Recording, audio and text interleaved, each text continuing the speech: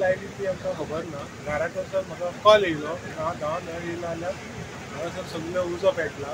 दोनूय video Joan काबार जावं काबार पोवपी सयत सगळे आनी लोकलांनी आमच्या सगळे लागीं जावन उदीक मारून सगळे हें केलें. फायर ब्रिगेड येयली, पुलीस येयले सगळ्यांनी तेंच्यांनी हेल्प केलो. मुखार हांगासर कांय उरोंक ना.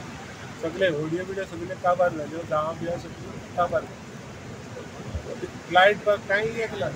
लायट आमकां दिता डिपार्टमेंटान आमकां लायटीचे प्रोविजनूच म्हणजे हांगासर CCTV लायट ना जाल्यार CCTV खंय येतली ते मेन. आतां हय ही थर्ड टायम.